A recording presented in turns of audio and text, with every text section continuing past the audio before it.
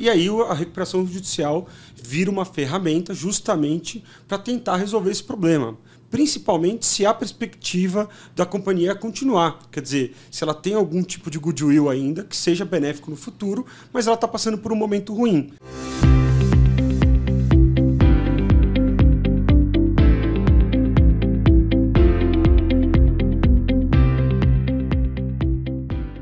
Começa agora mais uma edição do Vem Pra Mesa. Eu sou o Sérgio Langer e esse é o seu podcast do mercado imobiliário. Hoje eu tenho o prazer em receber Ricardo Piccinini, CEO na Viver e founder da Solve. Picci, seja muito bem-vindo ao Vem Pra Mesa. Valeu, Sérgio. Obrigado. Prazer aí estar com você. Já trabalhamos junto e compartilhar um pouco da experiência que a gente teve aí de Viver, Solve, falar um pouco das altos e baixos do mercado, né? Muito bom. Antes da gente começar, quero falar dos nossos patrocinadores. Quero falar sobre a LinkPay. A LinkPay é mais do que uma pagadoria, é uma plataforma integrada a um banco digital que oferece soluções para vários problemas na gestão de pagamentos com foco de atuação no mercado imobiliário. Não faça mais com aquele cliente de preencher vários cheques, né? É muito desgastante e a LinkPay traz muita agilidade para o processo na transação imobiliária. Acesse agora linkpay.com.br e tenha acesso a todas essas facilidades. LinkPay, uma empresa Infinity Bank. E eu também quero falar sobre a Mais Metros Quadrados dos nossos amigos Rodrigues e Simão. Grande Rodrigues. Rodrigues é teu fã. Rodrigues falou, você precisa conversar com o Pete. Grande Simão também. Pô. Grande Simão. Se você é incorporador, não está satisfeito com as suas vendas, se você precisa equilibrar o share entre salão, online e parcerias, se você está pensando numa segunda força de vendas por conta dos lançamentos que virão, se o seu VSO do estoque pode ser impactado, você precisa conhecer as soluções da Mais Metro Quadrado, gerenciamento imobiliário do Simão e do Rodrigues. Eles estão à disposição para agendar um bate-papo e mostrar como eles podem acelerar os seus resultados. Acesse agora maism2.com.br e saiba mais. Pete, conta um pouquinho então do que você anda fazendo. Vocês foram muito notícia recentemente à frente da Viver, da Solve, e fizeram algo inédito no mercado. Não inédito, mas algo muito importante para o segmento, que é livrar uma empresa da recuperação judicial. Mas antes da gente falar nisso, conta um pouquinho o que é recuperação judicial para a gente colocar todo mundo na mesma página e o quão importante foi isso para o mercado imobiliário. Legal. Cara, a recuperação judicial nada mais é o quê, né? Quando uma incorporadora, ela tem, na verdade, qualquer empresa tenha algum problema de fluxo de caixa e de estrutura de capital, quer dizer, você tem um endividamento ou alguns passivos que começam a te enforcar o dia a dia e até correr risco operacionais da companhia não ter continuidade. E aí a recuperação judicial vira uma ferramenta justamente para tentar resolver esse problema. Principalmente se há perspectiva da companhia continuar. Quer dizer, se ela tem algum tipo de goodwill ainda, que seja benéfico no futuro, mas ela está passando por um momento ruim. Esse é o conceito da recuperação judicial. E por isso chama recuperação, né? Ninguém entra numa recuperação judicial não acreditando que o business possa ter perpetuidade. Então, muita gente associa a falência, não tem nada a ver com a falência. Nada a ver com a falência. É para não ter a falência. Pelo contrário, tipo assim, eu acho que... É um instrumento favorável para não ter a falência. E na verdade existe um preconceito como um todo da reestruturação de dívida no Brasil, né? Até porque se coloca no mesmo balaio, digamos assim, problemas de incorporadora, problemas operacionais, com problemas que podem ser muito maiores do que uma estrutura de capital um pouco afogada. Pode ser problemas até criminais, etc. Então, no Brasil se associa muito uma coisa a outra e não se vê muito, não tem muita cultura de recuperar ou de dar a segunda chance para as companhias, né? E a lei da recuperação judicial, que é uma lei relativamente recente, né? Veio a lei da concordata anterior, tiveram outras diversas leis que tentaram fazer isso, mas a lei da recuperação judicial ela veio um pouco mais sólida, ela veio justamente para isso, para tentar instaurar, de certo modo, uma cultura um pouco melhor de recuperar as companhias, né? Então a companhia, quando entra numa recuperação judicial, ela tem que prever um novo plano, não só de reestruturação de dívidas, mas também com um novo plano de negócio. Ela tem que provar que dali para frente ela continua. Então, o conceito da recuperação judicial é basicamente esse, tá? É uma proteção para a empresa. É uma proteção é uma forma de organizar os credores. Ela tem um prazo que precisa acontecer ou não? Ela tem prazos legais que ela obedece. Dificilmente os prazos são todos cumpridos, até pela complexidade que a gente lida no Brasil. Mas, né? Você pode renovar, né? Você tem um prazo inicial. Isso aí fica muito na mão do juiz. Nós mesmos acabamos não obedecendo, não porque a gente não queria, mas porque de fato a gente não estava pronto para sair nos momentos adequados da recuperação judicial. Mas o juiz ele tem a ponderação, ele tem o poder, inclusive, de fazer as postergações do prazo. E o juiz é totalmente incentivado. Né? Os juízes querem que a companhia saia da recuperação judicial. Obviamente não é a qualquer preço, tem todas as normas, tem que ser cumprido, o plano tem que ser cumprido, ou inicialmente cumprido, mas ele tem incentivo que de fato sai. Então ele monitora, depois da aprovação do plano, né, quais são os passos. Né? Você entra com o pedido da recuperação judicial, esse pedido é aprovado, você tem um prazo para aprovar um plano, então você vai propor, elaborar, protocolar esse plano, você tem um prazo para justamente chamar uma assembleia para aprovação do plano e depois disso você tem o cumprimento desse plano, sendo que os 2 primeiros anos do cumprimento do plano ainda é acompanhado pelo juiz. Então você, mesmo durante o cumprimento do plano, no início do cumprimento do plano, você fica sob júdice de um juiz. Depois dos 2 primeiros anos, aí sim, teoricamente, o juiz pede o encerramento da recuperação judicial. No nosso caso, foram 3 anos. O juiz achou por melhor que a gente continuasse, até porque quando deu os 2 anos, estava no início da Covid. Ele falou, cara, não faz sentido eu tirar a empresa da recuperação judicial no meio da Covid, né? Que é um ambiente totalmente externo que aumenta o risco demasiado da companhia. Então ele falou, é por bem, obviamente, avaliar esse período todo e vamos avaliar daqui a 1 ano. E foi assim que aconteceu, né? A gente acabou saindo faz pouco tempo agora da recuperação judicial. E os credores? Qual que é o papel dos credores na recuperação judicial? O papel dos credores na verdade, o papel dos credores é crucial para a recuperação judicial. Né? Não existe um plano de recuperação judicial sem você estar do lado dos credores. Então, muita gente... Que eles querem receber, né? Os credores querem receber, né? Mais do que isso, cara, eles aprovam o plano da recuperação judicial. Significa o quê? Se não for aprovado pelo credor, quebra. Né? E o quebra é ruim para todo mundo, porque o quebra, tipo, você começa a tirar a alçada da gestão de um administrador para levar para um administrador judicial, que geralmente não é especializado naquele setor, e vira muito mais caótico, né? Digamos assim, os bens se embolam mais, as coisas ficam mais travadas e fica muito mais caótico. Então, assim, na verdade, o que a gente brinca é que quem entra em recuperação judicial parece que está entrando contra uma afronta contra os credores. E, na verdade, é o total oposto. Né? Na verdade, o que ele está querendo fazer, quem está entrando na recuperação judicial está querendo fazer o quê? Sentar, salvar, sentar junto com os credores da mesa e falar, gente, me empipinei. Para a gente reorganizar esse ciclo, eu vou precisar aqui botar um intermediador no meio, que é o juiz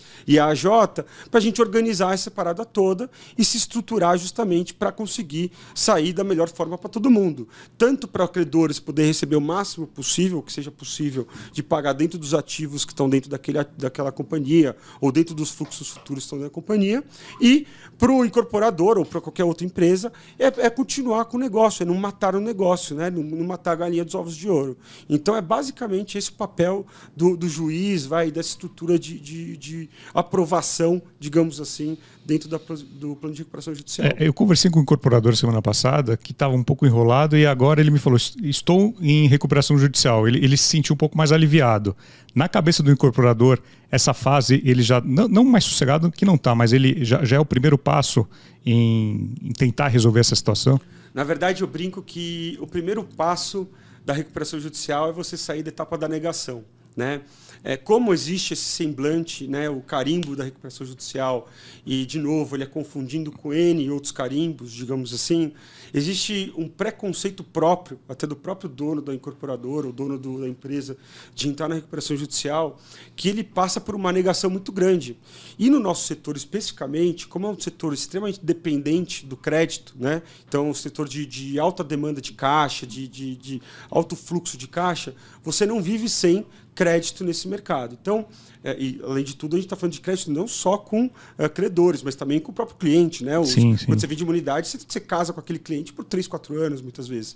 Então, existe um preconceito, uma dificuldade muito grande do incorporador aceitar que ele precisa sentar e que ele precisa de ajuda. Né? Tipo, até aquele momento, ainda mais quem vive no Brasil e quem é empreendedor, teve que se mover e resolver as coisas por conta própria. E na prática, cara, quando a coisa vem de uma onda que você não é do teu controle, você fala, cara, preciso de ajuda. Né? Então, a primeira etapa é justamente essa, é sair da etapa da negação, é entender, pô, deu errado, foi circunstancial, eu fiz meu máximo, mas não deu certo. Agora vamos sentar para tentar reestruturar. Comparando grosseiramente, é aquele dependente que vai se internar numa clínica. Exatamente. O cara tem que entender que ele é dependente. Ele tem que entender, ele tem que dar um passo e tem que... Preciso de ajuda. Exatamente. Mais ou menos. O segundo ponto, que aí quando você parte da aceitação, você tem que avisar para os outros. Porque, lembrando, você não pode pegar e falar, cara, vou entrar na recuperação judicial, bota no susto todo mundo e que se dane e vou explodir. Não. Você tem uma cadeia de parceiros, clientes, fornecedores todos, ligados a você. Tanto os fornecedores que você vai precisar durante a recuperação judicial, como também aqueles credores que vão aprovar seu plano. Então, assim, ninguém gosta de ser pego de surpresa. É muito melhor você sentar e avisar contra a gente, ó, é o seguinte, me empipinei, é um papo super duro esse, tá? Porque muitas vezes você foi lá e foi pedir dinheiro para aquele cara no passado, deu errado, e você falou, ó, deu errado. Tipo, você tem que assumir seu erro, você tem que assumir que erramos, né? Tipo, no final do dia, o erro também foi em conjunto, porque todo mundo analisou aquele risco e também aceitou investir naquele negócio. Então, essa parte também é super difícil. Então, primeira parte, assumir o erro. Segunda parte, é comunicar o erro aos outros. Gente, aconteceu, é um problema, etc. Estou tendo N outros problemas aqui e a gente percebeu que a melhor solução é entrar na recuperação judicial. Então, essa é uma ferramenta que você tem que trabalhar em conjunto. É uma ferramenta de duas partes, né? Voltando que você não aprova o plano de recuperação judicial. E aí, a gente parte para o terceiro ponto, que aí sim é o começo da recuperação judicial, que é o quê? É você justamente entrar com a recuperação judicial dentro do sistema judiciário e já propondo uma inicial, explicando o que aconteceu com a companhia, porque o juiz é o seguinte, né? O juiz ele não julga uma recuperação. São Paulo é uma das poucas varas, São Paulo e Rio são uma das poucas varas que tem uma vara especializada em recuperação judicial, mas na maioria do Brasil não tem tribunais especializados em recuperação judicial, são os juízes cíveis que acabam julgando também essas causas empresariais de recuperação judicial. Então, você tem que ir para o juízo justamente explicando o que aconteceu com você e que você vai ter que passar por essa recuperação judicial. E por isso que é muito importante, inclusive, assessores, né? Então, ter um assessor legal que entenda quais são os corretos procedimentos para você fazer isso. Tem um assessor, muitas vezes, que é especializado em fazer esse intermediário, até com muitos dos credores, porque tem uma outra coisa que é o seguinte, né? Por mais que você tenha a coragem de fazer esse papo, você assumiu, você tem a coragem de fazer o papo com seus credores que você está com problema, quando você coloca um intermediário um pouco mais isento, às vezes facilita a intermediação. Você tira um pouco da carga emocional da coisa, pô, mas eu te avisei que ia dar errado, não sei o que lá. Então, assim, você também, muitas vezes, ter assessores empresariais especializados em recuperação judicial também é uma coisa muito importante. Então, pegando esse grupo de assessores e entrando do juízo, aí a gente parte para essas etapas legais que nem eu te falei, né? Que a gente aí sim precisa propor um plano, aprovar numa assembleia de credores e depois disso iniciar o cumprimento do plano até o movimento de sair do plano de recuperação judicial. É basicamente isso, vai.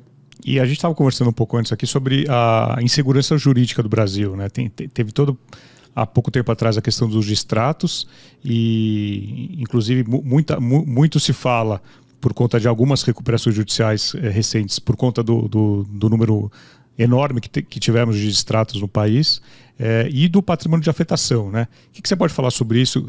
Isso está claro na cabeça de todo mundo, das empresas, dos juízes ou dos advogados?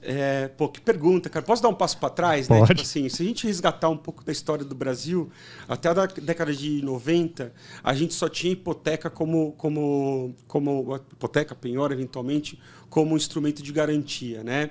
E esse instrumento de garantia ele foi muito questionado na década de 80. Eu não sei se você sabe, mas assim, a hipoteca era um instrumento extrajudicial muito semelhante, inclusive, ao produto da alienação fiduciária hoje. Então, a hipoteca tinha esse caráter antes da década de 80, e com a falência do BNH, da década de 80, que depois foi adquirida a carteira pela Caixa, a hipoteca passou a ser questionada. Por quê? Se um banco quebrou, se um país quebrou com a hiperinflação, etc., todos os adquirentes começaram a questionar aquela garantia e, na verdade, ficou inexequível, né? Porque se todo mundo quebrou, você não executa todo mundo, é o país quebrado.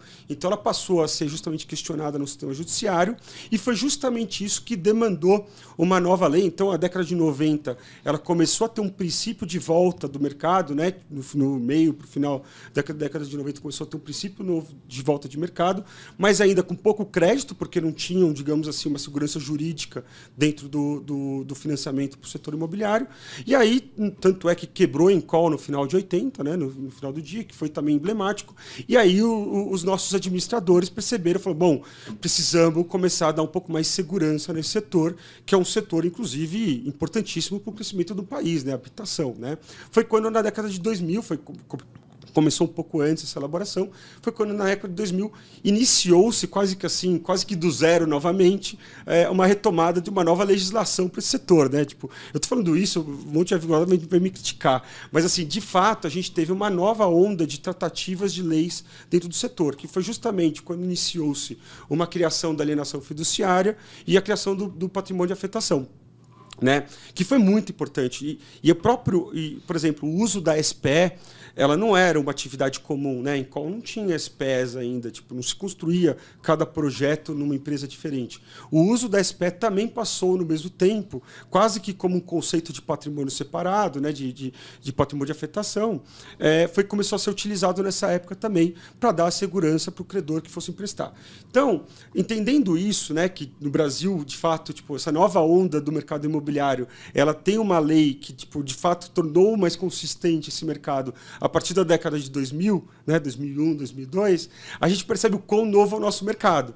Né? E o nosso mercado, de fato, não tinha passado por uma onda de crise depois de 2000. Né? Ele começou a reerguer a partir de 2004, 2005, com, digamos assim, a maior disponibilidade da poupança para as incorporadoras voltarem a financiar as obras e etc., já com o uso de novos instrumentos, né, como a SPE, como o patrimônio de afetação, como as cessões fiduciárias e as alienações fiduciárias, começou a ganhar consistência e crescimento, até que mais ou menos na época de 2012, 2014, começou uma nova crise, que foi quando justamente começou a se testar essas novas instituições que foram criadas em 2000.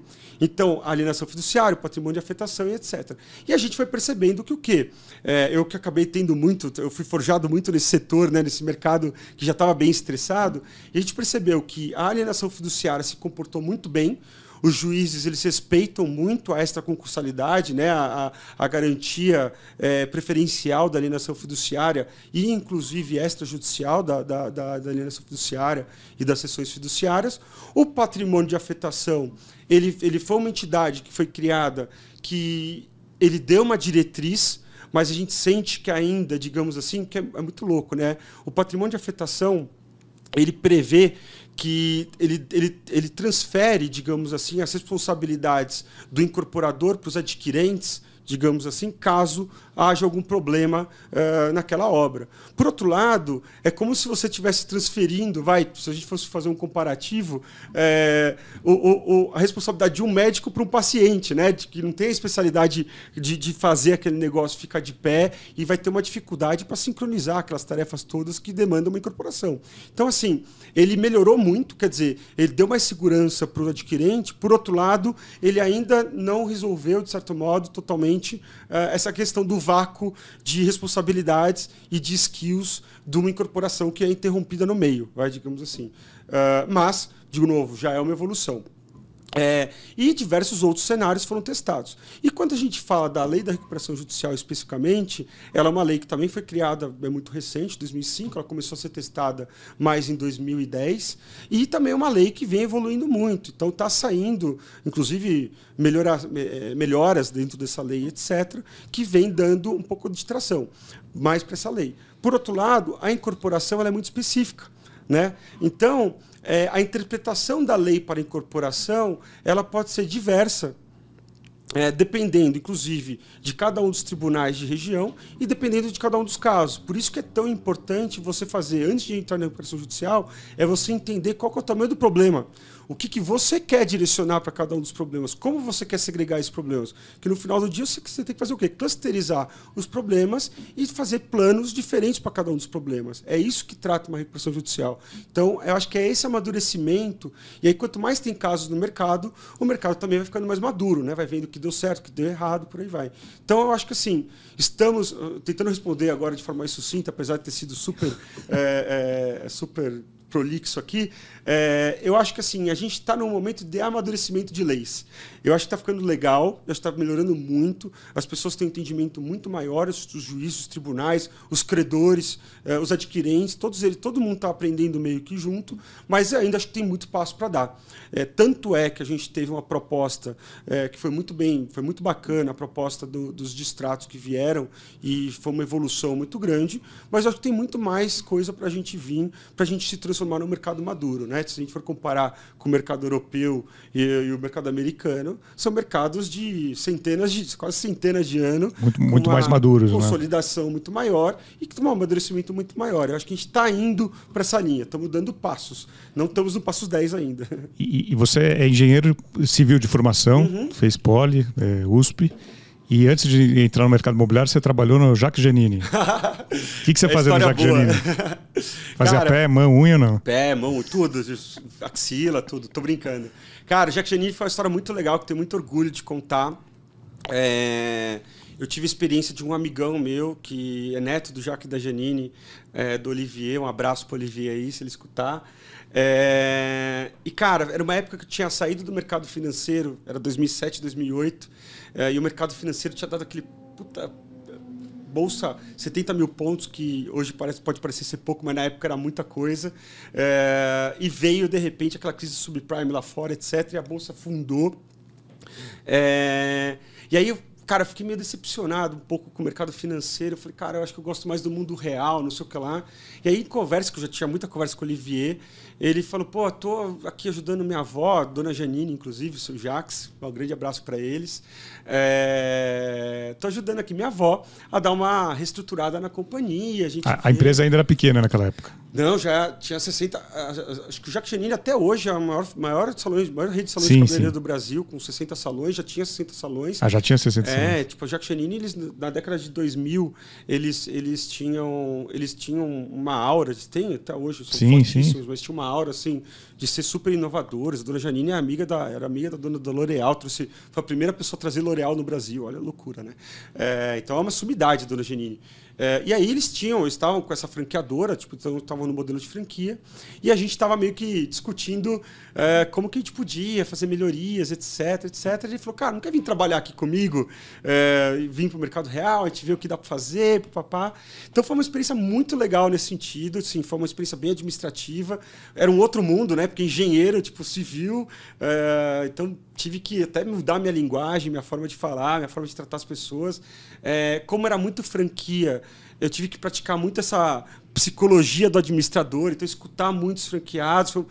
Eu, muito novo ainda na época, tive que aprender muito com os outros, né? Tipo, sentei lá, assim, cara, não entendo nada de salão de cabeleireiro, não entendo nada do modelo de negócio. Então foi uma expertise muito rica, muito legal, que inclusive eu sempre brinco, né? Eu acabei amadurecendo tarde na minha carreira, se for ver. Eu demorei para crescer, quando eu cresci muito rápido, mas demorei para crescer na carreira, mas todas essas experiências que eu fiz muito diferentes acabaram agregando valor para a pessoa que eu sou hoje, digamos assim. Então, ter esse aprendizado do pequeno empreendedor, da pessoa que teve que fazer o salãozinho, passe, mexer, olhar, um mercado super difícil, super prostituído no bom sentido,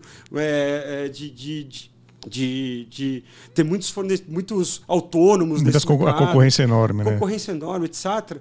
Então, assim, foi muito legal ter um pouco dessa visão. Eu saí do mercado financeiro, que é totalmente, né, holístico, né? Olha a coisa, macroeconomia, microeconomia, para ir para a coisa do chão de fábrica, olhar tipo realidade, faturamento, pá. Então, foi muito legal a experiência. No final do dia, eu falei, cara, tipo, acho que eu preciso dar um upside aqui, tipo, na minha carreira, mas, assim, foi muito legal a experiência, tenho muito a agradecer para eles, assim, foi muito bacana mesmo. E você comentou de mercado financeiro, bolsa. Ano passado a gente viu uma corrida por muitos incorporadores querendo abrir capital, querendo ir para a bolsa. Eu tinha contado pelo menos umas 20 e poucas empresas que gostariam de abrir capital, veio a pandemia, mudou-se os planos de muita gente e algumas conseguiram abrir. Como é que você analisa esse cenário? Você que gosta muito de olhar números, dados, essas empresas que abriram capital ou as que já estavam no mercado, tem algumas novas querendo entrar. O que você pensa sobre a abertura de capital? Pô, que pergunta difícil. Tem espaço ainda? Cara, tem. É gozado que assim, né? Se a gente for olhar a nossa bolsa versus a bolsa a gente sempre olha para cima, né? Tipo, se a gente é uma criança. Se comparar com a Bolsa Americana, é uma criança. Em número de empresas listadas. Europeia, todas as bolsas europeias, assim, a gente é uma criança, a gente é muito incipiente, até a forma de analisar é muito ainda, né? Tipo, muito artesanal, digamos assim. Ela não tem muita base comparativa. Como a gente tem pouca empresa de capital aberto, ela não tem muita base analítica, etc. Tanto é que várias das empresas brasileiras acabam, as maiores, principalmente as de tecnologia, acabam até abrindo fora, né? Porque são mercados geralmente mais maduros, né? Mas o que acontece, né, é que a gente teve, de fato, uma ida à Bolsa de Valores das incorporadoras quando o mercado começou a bombar mais na década de 2005 para frente, 2005 até 2010, teve uma grande onda de incorporadoras.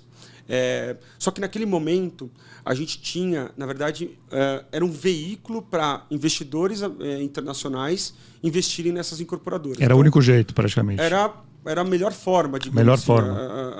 Era o veículo que eles acabaram fazendo de investir nessas empresas. Tanto é que vários fundos americanos, etc., acabaram meio que subsidiando, a Viver foi inclusive uma delas, as aberturas de capitais daquela época, né? O que a gente vê hoje é um fenômeno um pouco diferente, né? Então, quando acho que a Morado Bay e a Mitre puxaram essa onda da abertura de capital, a Zetec fez até um follow-on na época, e o ano passado aí sim já eram as empresas que eram subsidiárias eram parceiras da Cirela, até a Lavi, Plano e Plano. Lavi, Plano e Plano, a Cury, veio também aquela que é do Sul também, a Melnick Even. A Melnick Even, né, que também era uma subsidiária, era parceira da Even.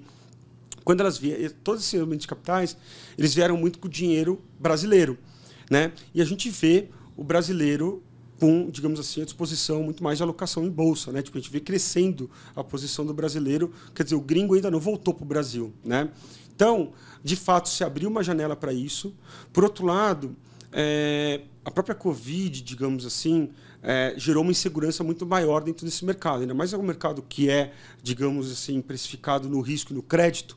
E quando o risco de um país, o crédito de um país aumenta, por mais que os juros estavam muito baixos, mas o risco futuro aumenta, esses aumentos de capitais, essas aberturas de capitais, acabaram ficando muito mais arriscadas. Então, a gente sente hoje que, de fato, existe uma janela de abertura de capital para empresas em geral, mas o setor especificamente está muito mal precificado. Então, qualquer um do setor que for fazer um aumento de capital hoje, uma abertura de capital, provavelmente, principalmente uma abertura de capital, né? Quando o cara sai de fechado para aberto, ele provavelmente vai ter dificuldade de ter uma precificação tão boa quanto ele gostaria que fosse, né? Tanto é que, se a gente olhar, pelo menos, não estou nem colocando a gente na conta, a gente ou as incorporadoras estão com mais problemas, mas quando a gente olha as incorporadoras standards da Bolsa, hoje elas estão precificadas uma vez o book value delas, né? Tipo, o valor do PL delas, digamos assim. O que, historicamente, se a gente vê em momentos de mercados bons, que é o que aparentemente a gente está, né? Tipo, as incorporadoras estão voltando a lançar e estão vendendo, etc., é um valor muito achatado, né? Geralmente elas chegaram a valer 2,5 vezes, 3 vezes, dependendo da época de mercado. Então, assim, é quase que você está valendo, em média, 1/3 do seu valor histórico, vai? Então, é um cenário que a gente vê que pode ter perspectiva. Eu acredito muito no crescimento do mercado imobiliário brasileiro. Obviamente, depende de diversas situações políticas e economias, principalmente estabilidade. A gente não precisa ter, de certo modo, um lado. O importante é ter estabilidade, né, digamos assim. Mas, com a estabilidade, o mercado imobiliário do Brasil potencial, no meu modo de ver, é muito grande, né? A gente fala que o déficit habitacional é 7 milhões de famílias. Em 2005, antes do boom imobiliário, era 5 milhões e 600 de famílias, né? Quer dizer, mesmo com o boom imobiliário, o déficit habitacional aumentou, né? O número deve estar em 7,8 milhões há uns 3 anos. Não, 3 anos. Esse número não é atualizado. E aumentou, né? Aumentou. Tipo, e mesmo assim vai aumentando. Isso é uma outra dificuldade, né? Não temos dados do Brasil. Temos dados. Mas é o que trabalhamos com, temos também.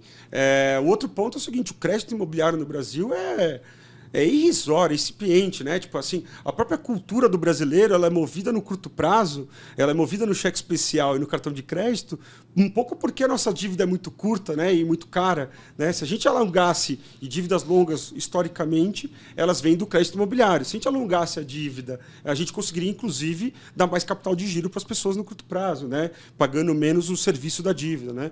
Então, assim, tem diversas características do mercado brasileiro que demonstram que ele é um mercado que tem muito potencial de crescimento, né? A grande dificuldade é o seguinte: como é que você joga o mercado que ele, historicamente é de curto prazo para o longo prazo? É com estabilidade econômica, né? Não tem jeito. Então, eu acho que o grande quê hoje aqui que a gente de fato torce é que a gente consiga manter um juros no patamar da inflação, nem muito acima nem muito abaixo, né, digamos assim, e que a inflação também não fique explodindo toda hora, e é isso que acaba gerando a estabilidade, digamos assim, que propicia o setor que move, que é movedor de economia, né, o setor de imobiliário, o de construção, dos que mais empregam, inclusive, que move o setor, ter justamente uma continuidade de crescimento e não ficar vivendo de altos e baixos como a gente vive, né? Nessa aventura que a gente vive aqui, né? Então, a Selic chega a quanto no final do ano? Pô, que pergunta, hein? Cara, eu não sou macroeconomista e... Previsões, né? Previsões. 99% das pessoas que eu vejo que chutam coisa para Selic, para dólar, erram, né? Então, assim, vamos fazer esse disclaimer.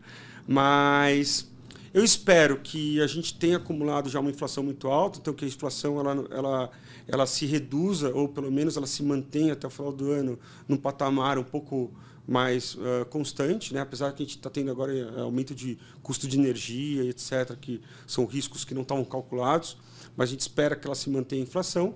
E se a inflação se manter, eu acredito que os juros devem se manter em algo próximo dos 5%, 6% ao ano, que, cara, é um juros muito bom para o setor. Claro. Assim, eu acho que o pessoal fala muito, e o mercado financeiro, com razão, assusta muito a cada alta dos juros, porque a cada alta, ainda mais quando os saltos são muito grandes, eles não falam o que aconteceu no momento, eles falam o que pode acontecer no futuro, né? E essa instabilidade é o que gera preocupação no mercado financeiro, que dá justamente os soluços, né? Mas eu acredito que os juros devem chegar nesse patamar, deve ficar mais ou menos no patamar que tem.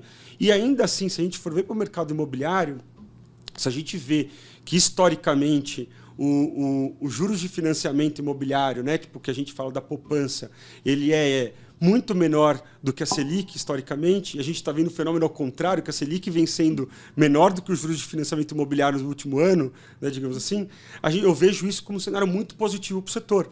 Porque se a gente conseguir manter essas taxas de juros, sendo que os juros do CDI concorrendo a uma taxa subsidiada de poupança, eu vejo isso com uma perspectiva muito boa para o Brasil, melhoria do crédito, melhoria da disponibilidade de crédito para o mercado, e aí potencialmente aumento do mercado imobiliário. Mas isso é muito difícil falar, né? Ano que vem a gente entra também ano de eleição. Agora, aquele 2%, 2,5% do ano passado era algo surreal também. Era surreal.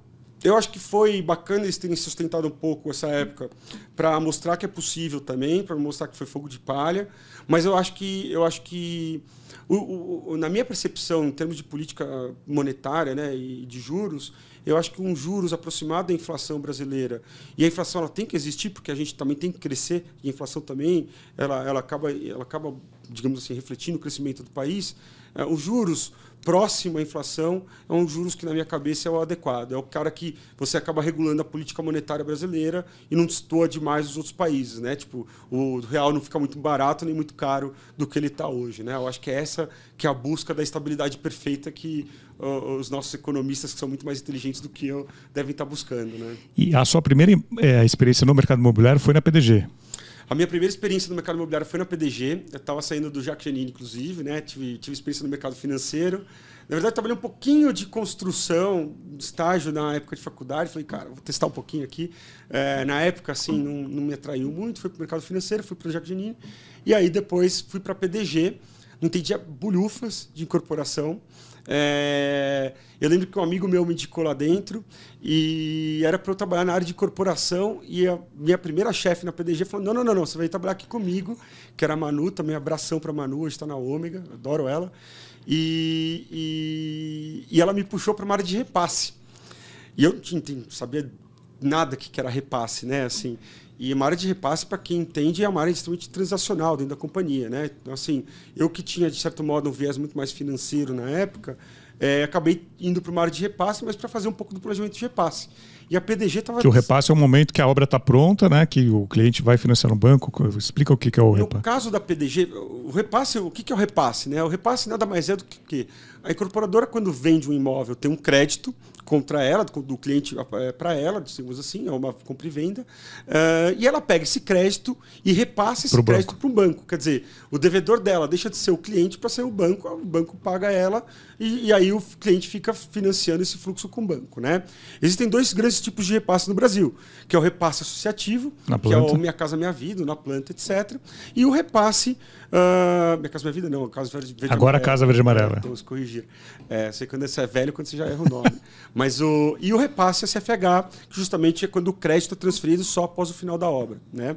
E eu fui cair justamente nessa área, porque, na verdade, o repasse é uma segunda venda, é uma segunda análise de crédito, que, além de tudo, você precisa convencer o banco, convencer não, mas assim, cumprir algumas etapas junto com o banco para justamente repassar aquele crédito para o banco, dizendo que aquele cliente é um bom credor, né, digamos assim. Só que a PDG era muito louco na época, porque a PDG estava crescendo muito. Então, pra você ter ideia, ainda separadas, a Goldfarb, a Agri, a CHL e outras pequenas incorporadoras tinham lá dentro. Então, a PDG, de fato, era mais parecida com Private Equity, que tinham diversas empresas embaixo. E eu estava debaixo da Goldfarb, e a Goldfarb estava saindo assim... eu lembro que eu entrei no começo de 2011. A Goldfarb estava saindo de um lançamento... Já passou a abertura de capital nessa época. Já. Ela tinha sido já adquirida pela PDG, na verdade, a Goldfarb, em 2011. A Agri tinha acabado de ser adquirida pela PDG. E o repasse... E a Goldfarb, que estava lançando muito Minha Casa Minha Vida, porque ela tinha um pouco dessa história da baixa renda, ela saiu de um repasse de 200 ou 100 repasses por mês para um repasse de quase 2.000 unidades por mês. Então, eu fui ali fazer junto com a Manu meio que um planejamento do repasse, né? Tipo, eu fui entender como que a gente media aquilo, e na época não se falava muito Big Data, mas assim, o que eu fazia basicamente era uma grande análise de Big Data, aproveitamento e entendimento de como funcionava aquela carteira do repasse dentro da receita, porque no final do dia, como é que a companhia ia ter previsibilidade? É justamente entendendo quando que aquela receita ia cair no caixa, né? Tipo, aquela venda e aquele repasse ia se transformar em caixa. E no caso, era mais específico ainda, porque o repasse, a grande maioria do repasse que estava sendo feito na época, era o repasse associativo, porque a Goldfarb era baixa renda. E, então tem uma complexidade muito maior, porque o repasse associativo não é que você repassou e o banco te paga 100% do valor repassado. Ele te paga conforme a obra for andando. Então eu tinha que fazer muito esse trabalho, foi muito legal para mim. Apesar de, tipo, no primeiro momento a área ser muito transacional, eu acabei ganhando muita expertise de como que funcionava tanto venda como receita na época. E logo em seguida acabei caindo para o planejamento financeiro e acabei no final do dia fazendo minha primeira etapa da carreira, mais essa parte de planejamento financeiro. Então foi muito legal. E justamente me deu um pouco do skill, do entendimento de como se comportava. E a PDG tinha, sei lá, 700 projetos tipo, lançados, assim, lançando, etc. Chegou a ser a maior incorporadora do país. Chegou a ser a maior incorporadora das Américas, na verdade. Foi uma loucura, né? Tipo, uma frenesi. Foi uma experiência muito interessante. E como ela estava se formando, né? Se você for comprar uma startup, ela saiu assim, de 5 funcionários que era tipo, inicialmente dentro da do BTG para se transformar numa empresa de 11 mil funcionários 5 anos depois. Então, assim, se você comparar o crescimento da PDG, você compara... foi muito maior do que a maioria das startups que a gente tem hoje em dia, né? Tipo assim, então foi muito interessante, foi uma experiência muito legal e foi dali que eu acabei adquirindo um pouco desse conhecimento de vendas e eu sempre brinco, né? Que eu acabei aprendendo muito mais a parte teórica no começo, porque eu era planejamento financeiro, para depois ir para a prática, né? O que para mim foi muito legal, muito interessante, me dava um pouco desse big picture do mercado e dos projetos, como que eles se comportavam, né? E a expansão geográfica, muito nessa época aí, pós-abertura de capitais, na sua opinião, foi um tiro no pé de várias incorporadoras que saíram do eixo Rio-São Paulo, foram lançar empreendimentos ao longo do Brasil inteiro? Com certeza foi um tiro no pé, mas acho que o mais tiro no pé do que a expansão geográfica foi a velocidade da expansão geográfica. Porque, assim, eu não acho que você expandir para uma nova região necessariamente é uma má estratégia. Não significa isso. Mas o ponto é o seguinte, começou a entrar o mercado todo entrou numa frenesi tão grande que o dinheiro foi disponibilizado de uma rapidez que os administradores dessas companhias que tinham aberto capital, que estavam tomando essas dívidas, tinham a obrigação de investir. E a obrigação de investir é justamente o que gerou a distorção. né? Que foi, cara, tipo, agora eu preciso de obrigação. Se a minha praça lotou, eu preciso ir para outra praça. Se o meu tipo de produto lotou, eu preciso ir para outro tipo de produto. E o tiro no pé, para mim, o grande tiro no pé foi a velocidade com que foi feito isso. O excesso de crédito e o excesso de capital nessas empresas foi o que acabou acarretando do quê? Do cara não fazer uma entrada correta num novo tipo de produto ou numa nova região. O cara foi lá, pegou, ou ele comprou um monte de coisa numa região e nem sabia como se comportava a aprovação, o mercado, o cliente, nem nada, ou ele pegou meia dúzia de parceiros que aparentemente eram sérios e muitos eram até, e foi lá e foi injetando capital para um cara que não necessariamente tinha capacidade de crescer ou que nem sempre era tão sério quanto parecia ser. Então a velocidade que aconteceu aquilo foi o que justamente foi o maior tiro do pé. Foram poucos que falaram, opa, peraí, deixa eu dar uma segurada, entender... Deixa eu respirar, planejar. Vou crescer, mas vou crescer com um pouco mais de calma, vou entrar numa praça... Entender que a alocação do capital ela tem que ter um processo, ela tem que ter uma absorção de risco, né? E não dá para ser indiscriminado do jeito que foi, entendeu? Então, acho que criticam muito nessa história das suas praças ou de mudar o tipo de produto. Óbvio que esse erro, esse é o mais óbvio, né? Mas o problema não é o erro mais óbvio. O problema é a forma que foi feita. Essa é a minha forma de ver. Cara, você pode ir para outras praças, mas vá com o pé certo, né? Vá com entendimento, vá com um projeto, entende como se comporta, entende como se comporta uma aprovação. E depois você vai e amplia, né? Acho que isso aí, a gente pode pegar um exemplo claro, aconteceu isso muito em Campinas, né? Teve um problema de aprovação gigantesco numa época lá, né? Todo mundo entrou, comprou um monte de terreno e de repente travou tudo. Cara, todo mundo, né? Travou e não se deu bem, né, numa época lá. Depois acabou retomando o mercado e até aí foi melhor, mas eu acho que é um exemplo que dá para dar aqui, né? E depois da PDG você vai assumir H1M1. HM1. HM1, né? Na época tinha H1N1. Ah, na época tinha. Não, mas era HM1. Na verdade, que era aí sócia da PDG. Isso. Então, como é que foi, né? Então, minha carreira, eu fui muito planejamento financeiro. Em certo momento na PDG, esse próprio skill, esse entendimento de como se comportavam as carteiras, eu acabei indo para essa parte de endividamento. Então, acabei pegando várias carteiras de endividamento, né? Junto com alguns parceiros na época, etc. E acabei me especializando também muito em dívida e estrutura de capital da companhia. Então, inclusive, eu brinco que eu olhava o mapão da PDG, né? O mapão justamente era quase que uma tesouraria de banco, né? Você olha todos os passivos e todos os ativos da companhia e entende como eles se cruzam e como eles estavam dedicados em relação a isso. Então, eu acabei ficando muito próximo dessa parte de endividamento. E aí, um pouco antes da PDG entrar em recuperação judicial, a gente fez um movimento de descruzar muitos dos credores, principalmente os credores que tinham dívidas mais estruturadas, etc., os que tinham interesse, obviamente, né? Então, nada mais era do que o seguinte, credor, você tem essa garantia aqui que já vai ser essa concursal mesmo, eu acho que o melhor cenário você leva ela, é tua, né? Então leva a garantia. Então eu quitava as dívidas pagando com as garantias da própria dívida deles, a gente descruzou várias dessas, e um dos credores que a gente descruzou justamente levou um rol de SPS, que eram, acho que aproximadamente 12 projetos que eles levaram. Eram projetos do Brasil todo, acho que na época foi até a gente se conheceu, né? Tipo, que a gente começou até a fazer um serviço junto. E era projeto assim, Manaus, Belém, Salvador. Gozado, né? Quando eu estava na PDG, eu falava, não, tá levando um pedacinho da PDG. Daí depois, quando foi até assumir a HM1, né, que esses credores me convidaram para assumir a HM1, você fala, cara, tipo, não era um pedacinho da PDG, troço grande para burro aqui, a incorporadora média para grande, entendeu? Tipo assim, então...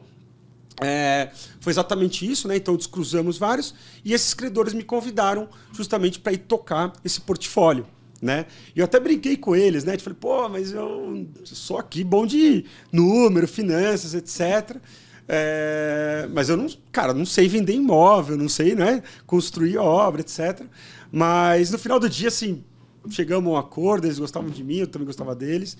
E aí fui justamente assumir a HM1. E para mim foi uma experiência muito interessante, porque... Era uma estrutura super enxuta? Era uma estrutura, na verdade, assim, eu precisava criar uma incorporadorazinha, debaixo de uma estrutura de certo modo, de 2 fundos, de uma JV de 2 fundos, digamos assim, que era 50-50. Eu tinha que criar do zero, então, na verdade... Mas as obras estavam entregues todas? Não, a gente tinha, acho que 5 obras para finalizar, das 12. Então, a gente tinha que finalizar a obra, tinha que quitar os planos empresários da obra, a gente tinha unidades a serem vendidas e tinha unidades que tinham sido vendidas, mas tinham que receber. E a gente tinha um monte de processo de contencioso, porque como aquelas obras estavam debaixo da PDG e aquelas obras também atrasaram, elas geraram um passivo contencioso muito alto, né? Então eu tinha ali um leque de coisas a serem feitas, e a minha meta, tipo, num primeiro momento ali, era tirar, né, aqueles ativos da PDG, porque a PDG, de certo modo, já não tinha mais, ou pelo menos não estava focando a capacidade operacional dela para justamente monetizar ativos de terceiros, né? Tipo, ela estava muito mais focada em sobrevivência naquele momento, que era o começo da recuperação judicial. Então, a minha primeira função era tirar aqueles ativos debaixo da gestão da PDG e depois, justamente, liquidar, digamos assim, tanto os ativos como o passivo para dar o máximo de retorno possível para os investidores e também conseguir entregar para os adquirentes todas as obras que a gente tinha prometido, etc., né? Então, era de fato criar uma estrutura de uma incorporadora lá embaixo. E aí, cara, foi quando todos aqueles modelos de dívidas que eu olhava acabaram, tipo, eu tive que enfrentar na realidade, né? E é gozado que quando você está na planilha, tudo aceita, né? Então você está lá planilhando, fala, puta, mas aqui o pessoal não vende bem, não sei o que lá. Põe você fórmula, põe aqui e dá certo. Crítica para tudo quanto é lado, você fala, puta, mas se eu fosse eu lá, tipo, quando você vai encarar o problema, você fala, opa, peraí, tipo assim, eu acho que eu não sou tão gênio assim, sabe? Tipo assim, acho que o mercado evoluiu por um motivo e ele está aqui desse jeito. Então, foi um aprendizado muito grande, finalizamos as obras, quitamos os planos empresários, criamos uma estrutura de vendas interna, então criamos uma estrutura vendas e repasse interno, tipo, que foi justamente vendendo e monetizando. E o mais importante daquele aprendizado, acho que tudo isso para mim foi um aprendizado, mas de certo modo já tinham players que eram fornecedores, eu brinco que é mais commodity, né, digamos assim, esse tipo de serviço. Ele existe já no mercado e já é consolidado. Mas, de fato, o que a gente acabou tendo que criar, uma cadeia nova de processos dentro de casa, foi justamente a cadeia de processos de reduzir os liabilities, de reduzir os contenciosos dessas SPS. E foi aí que a gente entendeu que, de fato, tinha, eu pelo menos percebi que tinha uma deficiência, tinha um gap no Brasil que não tinha esse skill de lidar com esse contencioso de massa, entre aspas, do real estate. Né? Porque, na verdade, assim, o contencioso de massa, geralmente a gente fala num contencioso de massa do varejinho, né? Tipo, de explica celulares. O que é o contencioso. O contencioso, basicamente, é o seguinte. Como que uma incorporadora gera um contencioso, né? Por um atraso de obra, eu estou falando assim, a grosso modo, né? Pode ter diversas formas de gerar, mas a grande volumetria de um contencioso, ele vem, geralmente, ele vem de adquirentes, né? Então, assim, os adquirentes, por algum motivo, ficarem insatisfeitos, ou eles solicitam um distrato, e aquilo vira um processo contencioso, ou eles solicitam um lucro cessante por algum dano que ele sentiu lesado, ou atraso de obra, coisa do gênero, né? E no final do dia, até pelo fato de, até pouco tempo atrás, inclusive, ter uma legislação muito ruim sobre isso tudo, né? Ruim, eu digo, não existir legislação sobre distrato, esse tipo de coisa. Não tem histórico, né? Não tem histórico, e, inclusive, cada tribunal, em todo decide qualquer estado, de um jeito, ou cidades, eles decidiam de uma forma diferente.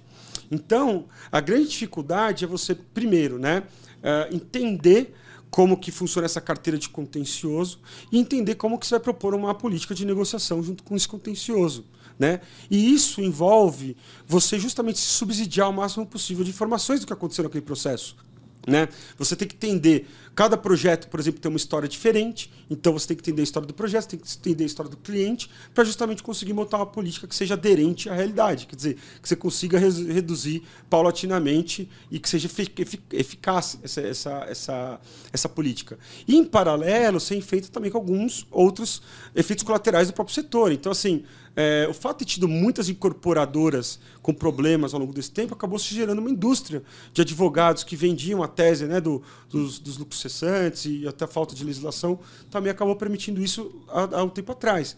Então, às vezes, até o intermediário dificultava essa política de negociação. Então, você também tem que achar os meios de achar a melhor forma de fazer a redução dessa política de negociação. Então, além de todo o aprendizado que eu tive que fazer do by the book da incorporação, legalização, etc., etc., tive que também aprender um pouco como funcionava esse monstrinho, né, digamos assim, do contencioso, que esse sim é um skill muito que poucas incorporadoras têm, né? Porque, teoricamente, o projeto não foi feito para ter contencioso, sim, gerar contencioso. Foi feito para entregar na época, marginalmente vai ter um contencioso, né? Então, foi uma história muito interessante. E, assim, no final do dia, o que a gente percebe cara, tipo, a gente é um mini planinho que tem que ser feito. Porque tem que conscientizar a outra ponta que, cara, se a gente não chegar num número...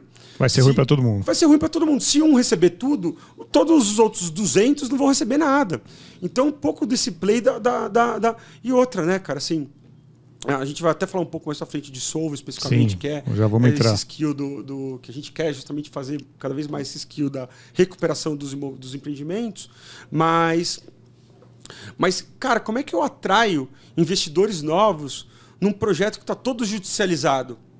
Só tem uma forma, se todo mundo abrir um pouco de mão. O credor abrir um pouco de mão, o comprador abrir um pouco de mão. O incorporador, geralmente, é o que...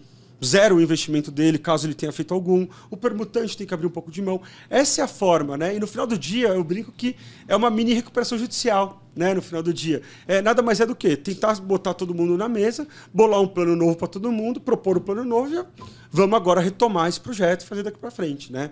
Então, acho que é pensar em comunidade, né? Não pode pensar só no seu, exato, né? Exato, cara. E isso é uma grande dificuldade. Assim, a lei da recuperação judicial, justamente, ela veio para fazer isso.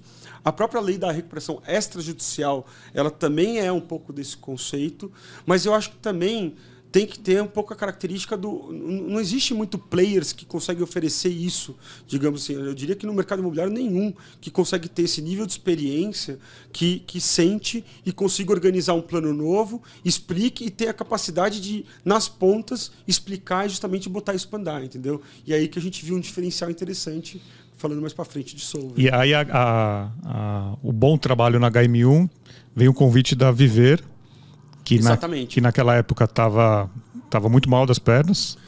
Na verdade, assim, eu sempre brinco, né?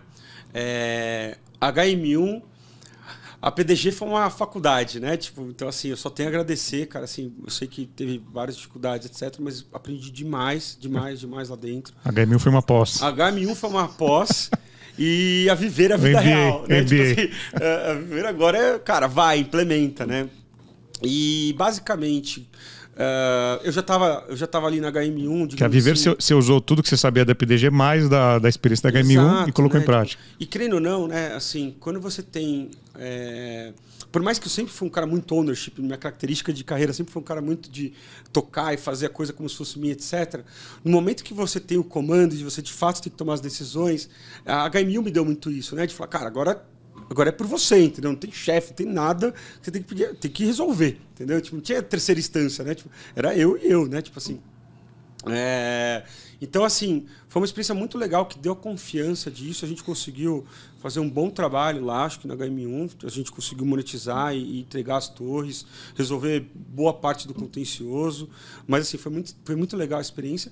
E aí, quando eu tive essa experiência, foi justamente quando eu já estava no tail da experiência, né, digamos assim, já estava no finalzinho da carteira toda, já tinha vendido a maioria dos imóveis, etc.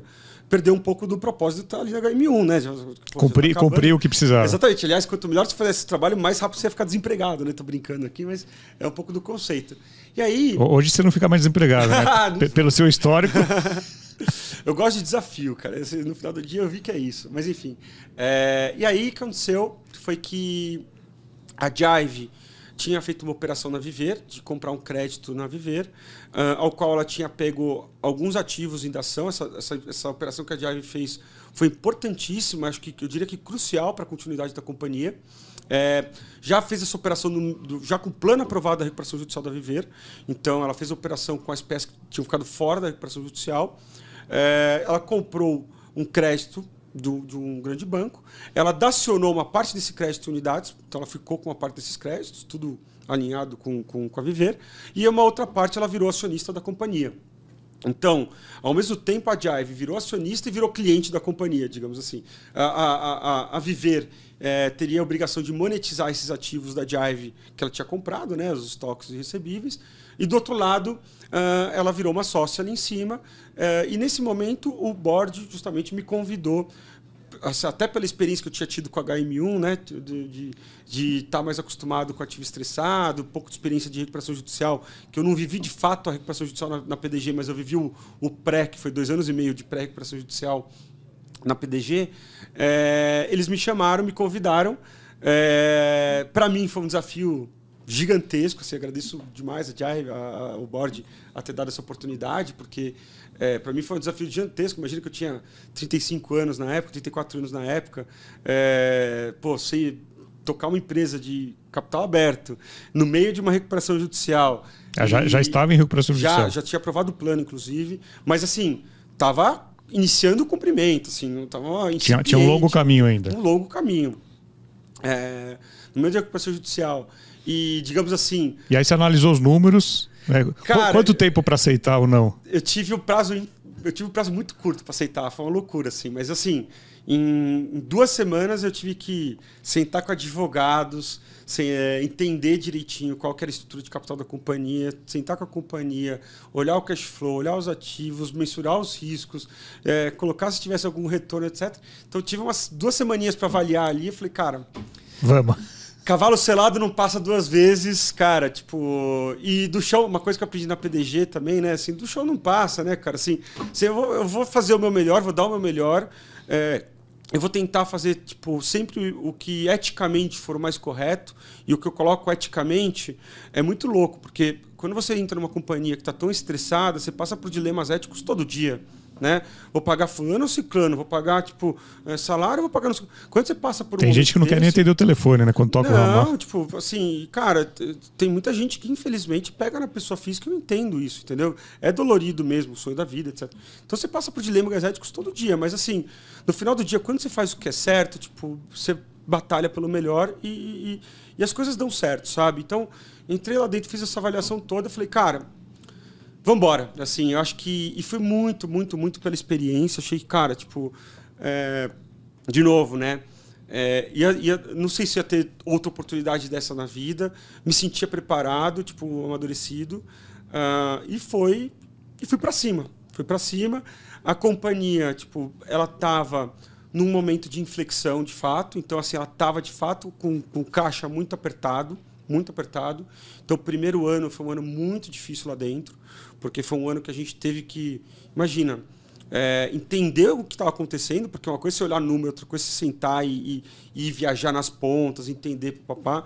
Você tem que dar um novo tom de cultura para a companhia, porque, querendo ou não, os profissionais que estavam lá eram ótimos, ótimos. Só que, cara, você passa por um momento tão estressante quanto aquele que dificulta até na performance dos profissionais, né?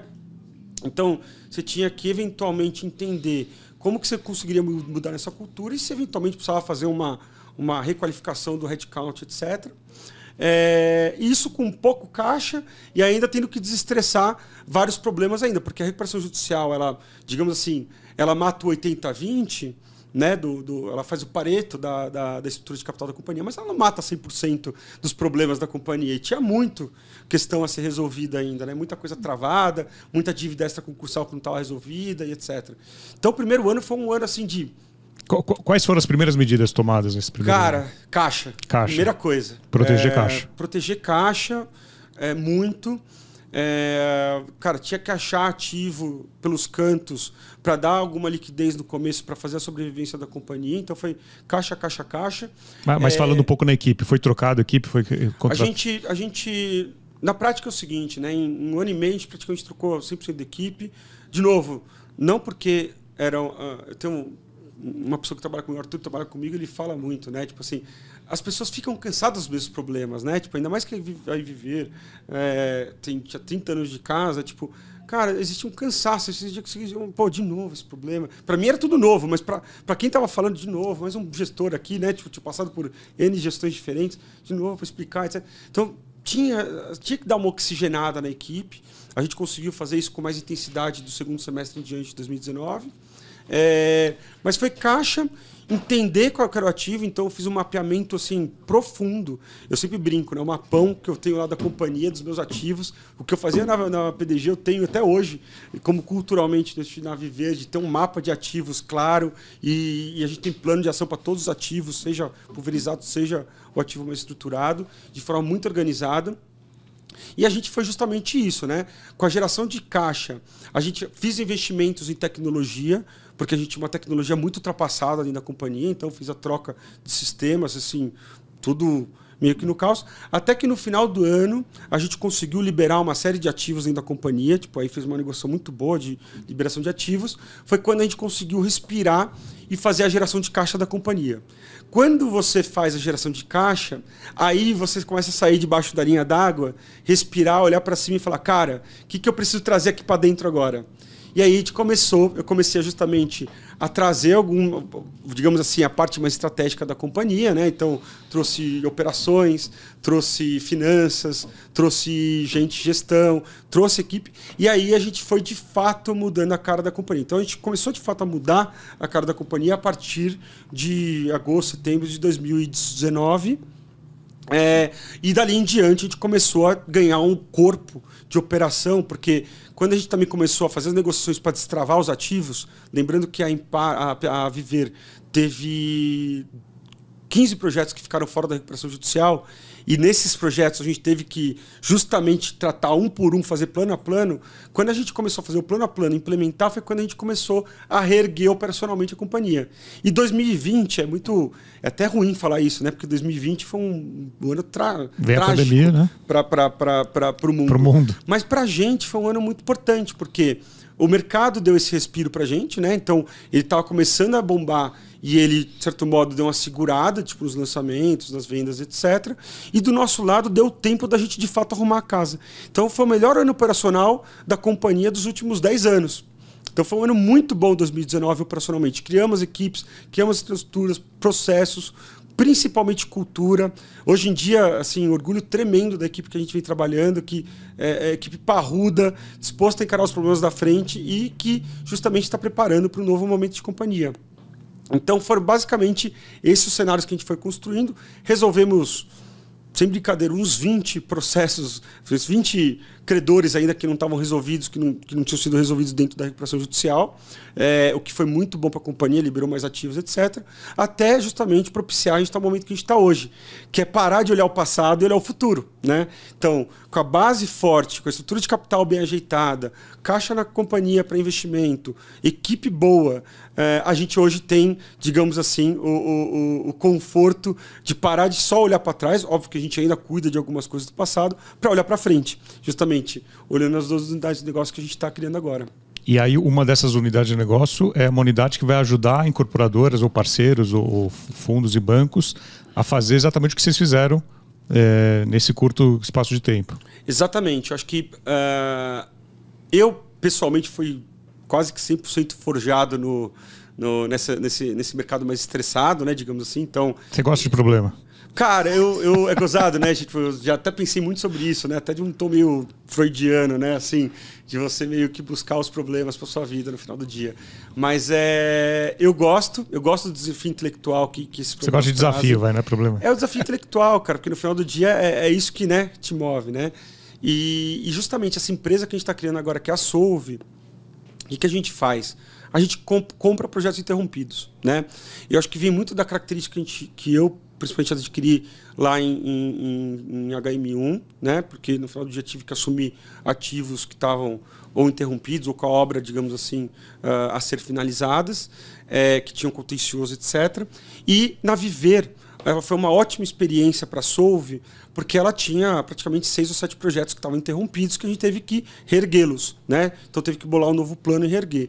E isso não tem jeito, assim, essa empresa, a Solve, ela só poderia ter saído dentro de uma Viver, ou dentro de pessoas que tiveram nesse movimento, né? Porque isso é a experiência que eu tive, mas isso aí é a experiência que eu tive. Eu tive que trazer também diversas pessoas que tinham também essa experiência, tinham esses skills.